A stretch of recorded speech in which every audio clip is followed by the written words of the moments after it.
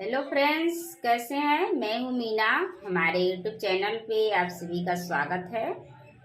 आज मैं सोहर का बहुत ही प्यारा चुटकुला उठान की सुनाने जा रही हूं। वीडियो पूरा देखिएगा। पसंद आए तो लाइक शेयर सब्सक्राइब करके चैनल को ढेर सारा प्यार दुलार आशीर्वाद देके आगे बढ़ाएं। कमेंट में बताएं कैसा लगा। अंगना से बोले नाना दिया कांगन हमले बई हो। अंगना से बोले नाना दिया कांगन हमले बई हो। भौजी तो होरा के भइल ललनावा कांगन हमले बई हो। भौजी तो होरा के भइल ललनावा कांगन हमले बई हो। भीतरा से बोल भौजाइया ससुर सुन ले हऊ हो। भीतरा से बोल भौजाइया ससुर सुन ले हऊ हो। पापा देता तू आपन बैलावा कांगन नाही दे बई हो।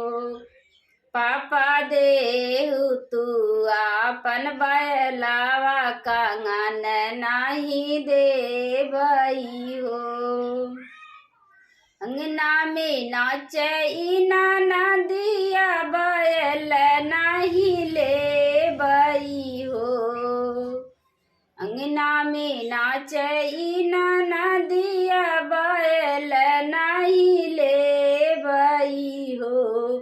भौजी ले बई तोहरा कंगनावा भतीजावा खेलाई बेहो।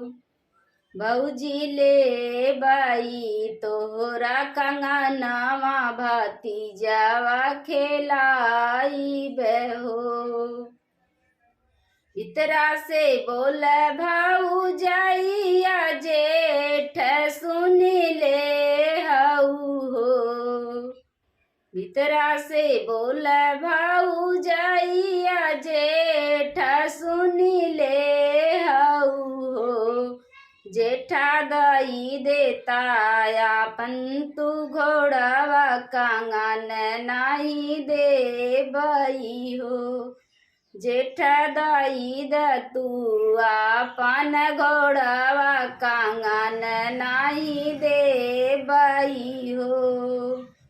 भीतरा से निकली भौजाइया कांगन गई फेंकाई हो। भीतरा से निकली भौजाइया कांगन गई फेंकाई हो। ननदो लैला तू हमरो कंगनवा आपन घर जाती हो।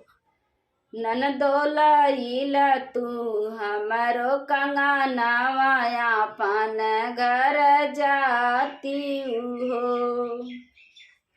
अंगना से बोले नाना दिया कांगन हमले बई हो।